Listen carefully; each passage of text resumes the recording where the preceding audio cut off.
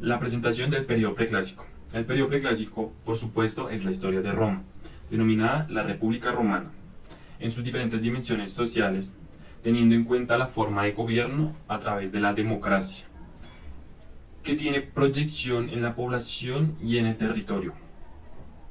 Va desde el siglo IV a.C., exactamente en el año 367, hasta el siglo I a.C., en el año 27, cuando Augusto es investido con los poderes del primer príncipe.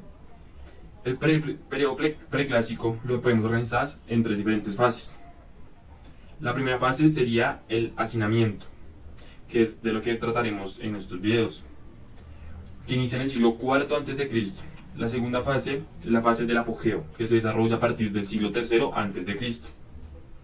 La siguiente fase es la fase de crisis, en el siglo II a.C., hasta en el siglo I con el inicio del periodo clásico, al resquebrajamiento del exclusivismo patricio en el ordenamiento estatal y jurídico, y que ese mundo romano se estableció en una nueva base, la nacionalidad romana.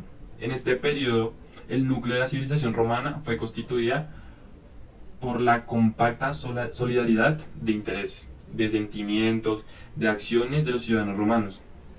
En esta fase fueron íntegramente eliminados los últimos privilegios con los que contaban los patricios, a través de las leyes del año 339. Los plebeyos pretendieron y obtuvieron cambios posteriores importantes, concesiones que terminaron en tres providencias de gobierno. La primera, la Lex Ovinia del año 318 a.C. La segunda, la Lex Obunia, promovió en el año 300 el ingreso de los plebeyos a los colegios sacerdotales. La tercera fue la Lex Hortensia del año 287 a.C., los plebiscitos como valor obligatorio y obviamente de obligatorio cumplimiento. La fase de apogeo. La fase de apogeo ocurrió durante el siglo III y siglo II a.C. En esta fase se vivieron unas de las guerras más importantes para Roma, que fueron las guerras contra los cartagineses, que fueron llamadas guerras púnicas. Fueron tres guerras. La primera guerra púnica ocurrió en el año 264 a.C. al 241 a.C. Fue librada en el mar. Esta guerra obligó a Roma a construir una importante flota bélica. Esta victoria le valió la isla de Sicilia, que fue la primera provincia romana. La segunda, que fue en el año 218 al 201 a.C., fue la decisiva, aunque el periodo romano estuvo a punto de sucumbir en manos de Aníbal. Este personaje invadió Italia, infligiendo a los romanos una importante derrota en Canas en el año 216 a.C., aunque los romanos se repusieron en la batalla del Zama. La tercera guerra púnica fue en el año 149 a.C. al 146 a.C. Terminó con toda la destrucción de Cartago, sin además dejar rastro de alguno. Como resultado de las guerras púnicas, Roma se convirtió en la dueña del Mediterráneo. Mediante las guerras de Italia, Roma había llegado a extender sus territorios hasta las costas del Adriático, creándole como problema Dalmacia y Macedonia. Continuando con el periodo preclásico en la fase de crisis, que va desde el siglo II hasta el siglo I a.C., vamos a hablar de las causas que conllevaron a esta crisis. Como primera causa está la decadencia de la clase media y la ascendencia de la oligarca.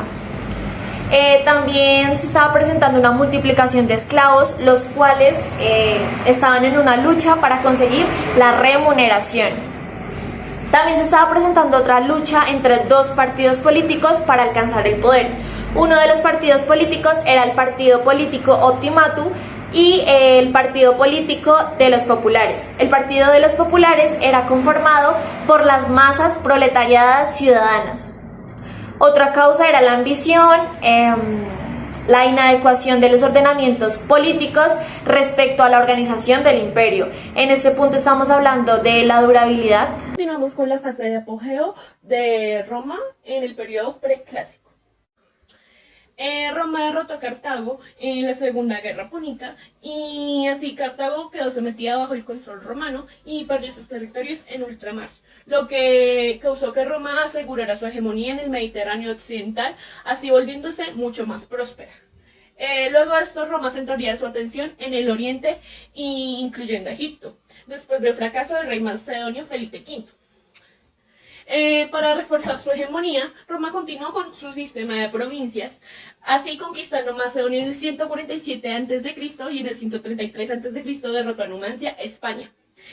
Tras varias campañas victoriosas por parte de Roma, sus condiciones de vida mejoraron, convirtiéndose en la gran potencia de primer orden, a la que nadie podía oponerse, y generó un potencial de crecimiento y inmensas riquezas, lo que causa una apertura de la cultura romana, lo que causaría una verdadera revolución, haciendo que las masas sociales vivan y piensen en nuevos ideales, así causando una gran crisis en el siglo I a.C., en la que cayó la República y dio paso a un nuevo periodo de crisis. El periodo preclásico de Roma fue reconocido en su tercera fase, denominada fase de crisis, por los triunviratos. El primero de estos dos triunviratos se consolidó por Julio César, Pompeyo y Craso. Esto se dio cuando Julio César regresa a España con el consolidado en el año 56 a.C.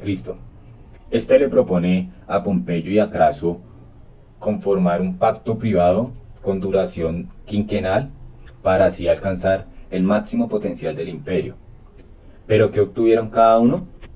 Con una hábil intervención de Julia, la hija de Julio César, que se había casado con Pompeyo, este recibió la aprobación para sus provincias asiáticas gracias al apoyo que recibe de César. Por su parte, Julio César recibe la aprobación de conquistar a la provincia de Galias en el año 58 a.C. Craso recibió consolidar y llevó a cabo sus grandísimos intereses económicos y financieros.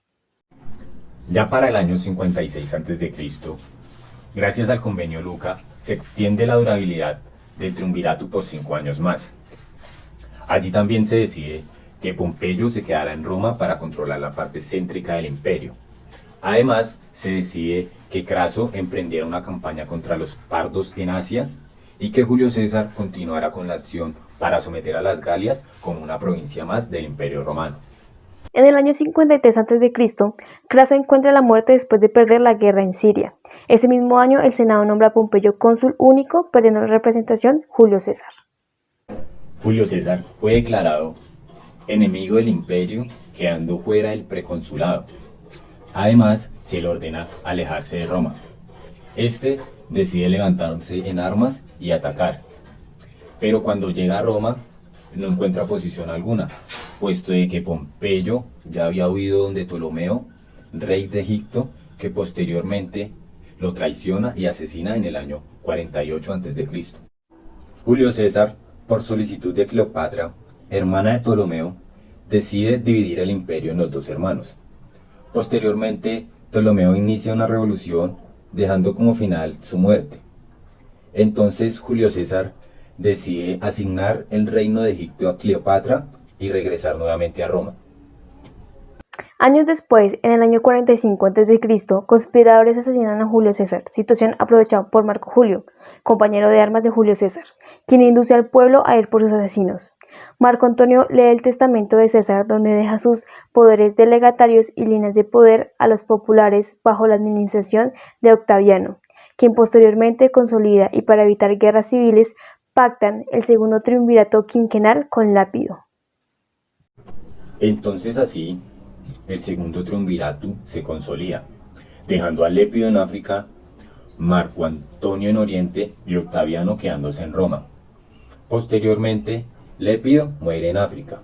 Marco Antonio se enamora de la reina Cleopatra, quienes posteriormente se suicidan en Egipto, finalizando así el segundo triunvirato en el año 32 a.C.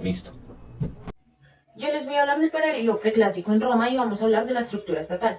Los elementos que constituían el Estado eran la población, el territorio y el gobierno. Con la denominación de pueblo se entienden todos los ciudadanos comprendidos entre los patricios y los plebeyos.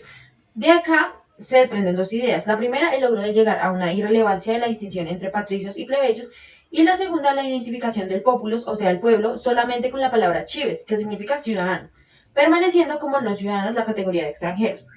La población estaba integrada por dos. Los chives, los ciudadanos, son los patricios, plebeyos y los clientes. Y los peregrine o peregrinos, que son los extranjeros. La ciudadanía se dividía en categorías. La primera era el optimo iure, que los cuales tenían acceso a todas las funciones del gobierno y tenían dos derechos, el ius suffragium y el ius honorum.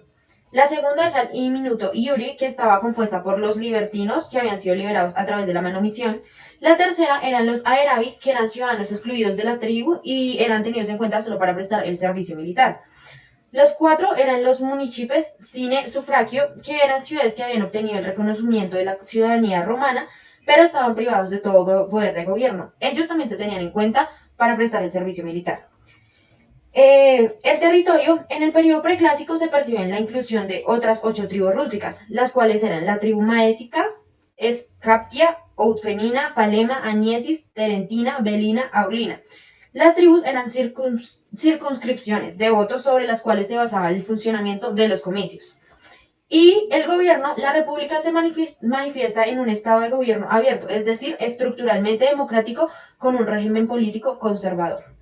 Vamos a seguir hablando de la evolución del derecho en el periodo preclásico, que aquí se creó la jurisprudencia, y de la jurisprudencia salió el ius público y el ius privado.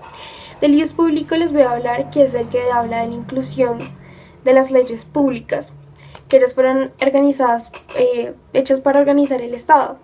Es decir, las normas del Estado, las formas en cómo se iban creando, ellas eran creadas por las asambleas populares o por los magistrados. Es decir, o sea, toda la gente que estaba detrás de, o sea, como poniéndole autoridad al pueblo. A lo largo de las etapas fueron delimitando a los magistrados para que ellos estuvieran haciendo las cosas correctamente. Ellos tenían que tener 4 audiencias para poder seguir creando las leyes por etapa y con ello encontrar nuevas figuras criminales. Buenas noches, yo les vengo a hablar sobre el derecho privado romano. La experiencia ius privatista romana constituye una manifestación clásica de la ciencia del derecho que trasciende en el periodo en el que se produce, para conformar el pilar básico sobre el que se asientan los derechos privados continentales europeos. ¿Qué estudia el derecho romano? El derecho romano constituye no solo un elemento, sino indispensablemente para valorar la historicidad del derecho, sino que también se configura como un instrumento necesario para entender el derecho vigente y para ayudar a la construcción sobre los elementos comunes del derecho romano, proporcionándolos. El derecho romano surge hacia las relaciones privadas entre varias partes, como por ejemplo un contrato de compraventa. La diferencia entre las normas de derecho público y privado fue establecida por primera vez por el jurista romano Ulpinano. Continuando con el periodo preclásico, al pretor se le cumplía una cierta función normativa. En cierto sentido se parecía a un legislador, ya que podía crear un derecho alternativo a la norma establecida y que fuera más moderna que el ius civile vectus. El pretor crea un conjunto de normas que tomaron el nombre de derecho pretoriano. Y así fueron creando los magistrados el ius honorarium. El ius honorarium lo conforman los edictos magistratuales. Los principales, el derecho de los pretores, el derecho de los ediles, el derecho de los gestores, el derecho de los gobernadores en provincias romanas. Al finales del periodo preclásico, en la fase de crisis, se dio un crecimiento en la formulación, o sea, el procedimiento formulario, que subrogó el procedimiento de las facciones del periodo arcaico de la ley de las 12 tablas. Este procedimiento se realizaba de dos formas. La primera, la fase inuire, que se desarrollaba frente al magistrado. La segunda, la apud iudice, que la realizaba el juez El juez casi siempre era el que hacía sentencias y estas eran de obligatorio cumplimiento.